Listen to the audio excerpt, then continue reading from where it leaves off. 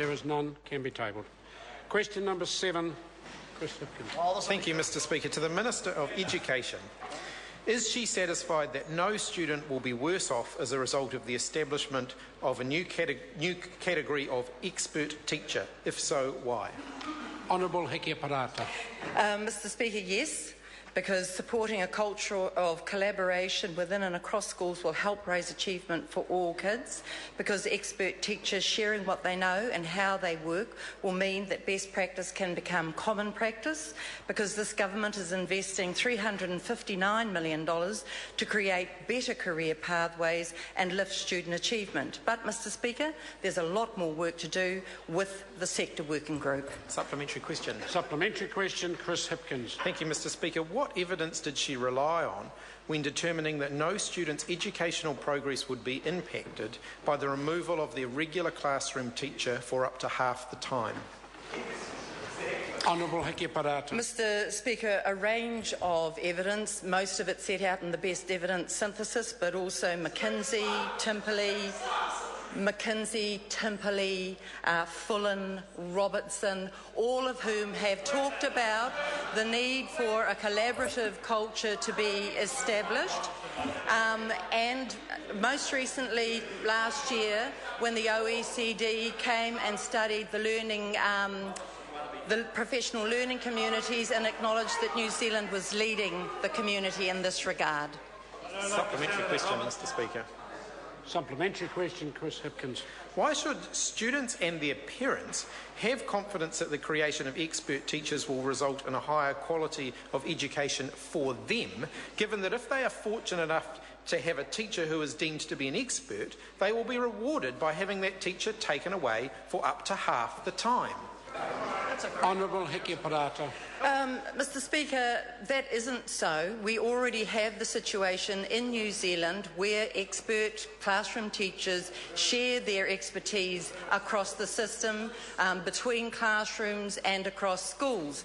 Also in the package, if I could refer the member to the actual detail in the Cabinet paper, it makes clear that it also funds inquiry time, it funds relief time, and it funds collaborative practice, all of which are characteristics of top-performing education systems, most particularly Singapore and Hong Kong, which that member wrung his hands over last year when we were discussing PISA results, and these two systems were second and third for all three areas. So it made sense to go and have a look at what they're doing, and they are doing a number of these things. Supplementary question, Mr Speaker. Supplementary question, Chris Hipkins. Who will the expert teachers be accountable to?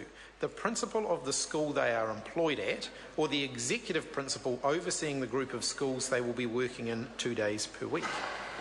Honourable Hekia Parata. Mr Speaker, subject again to the caveat that I've made several times that we're still working through the details on this with the working group, the employment relationship will remain. It will be undisturbed between that teacher and their employing board. Accountabilities, as they are now, are different for different purposes. So for an achievement challenge that school in which that expert teacher is employed has participated in agreeing to, then it will be accountability for the achievement of that particular challenge. It's just a supplementary question, Mr Speaker.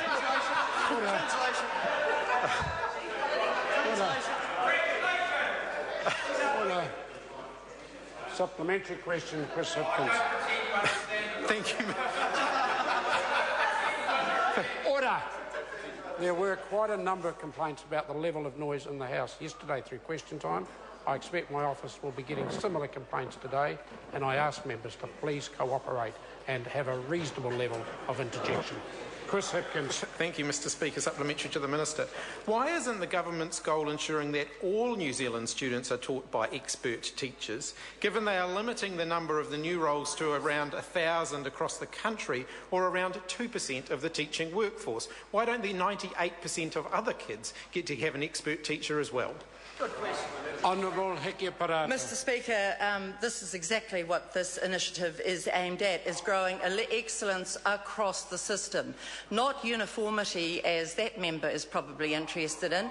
In fact, one of the pieces of research which I referred to is Macindoe of 2009 that said when a student is taught by an excellent teacher for 3 consecutive years, it can make 53% difference.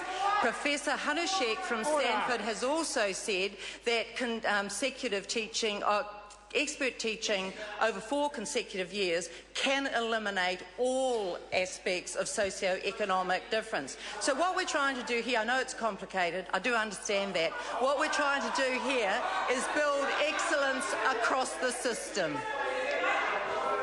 Question?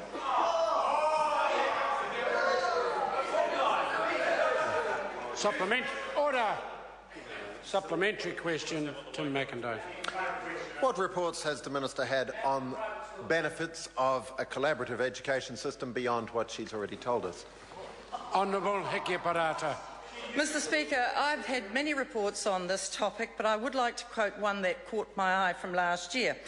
Quote, the real challenge that we should be addressing is how we allow every New Zealand school to be a great school and how we support every teacher in every classroom to be an absolutely outstanding teacher. All of the research from New Zealand and internationally shows us that quality teaching is the biggest in-school influencer of student achievement. We could talk for hours about the out-of-school influences, and there are many, and I acknowledge all of those, but within the school, quality teaching is the critical factor. End of quote. Who said this? It sounded so much like me, I thought it was me, but it was Chris Hipkins on the 29th of May in his speech to the House on the Education Amendment Bill. Order, Mr. Speaker. Order. Point of order, Mr. Point Speaker. of order, and I certainly hope it is a genuine point of order. It is, Mr. Speaker. It was an excellent speech. I seek leave to table it. Order. And that is not a practical point of order at all. Question number 8, Jonathan Young. Thank you, Mr. Speaker. My question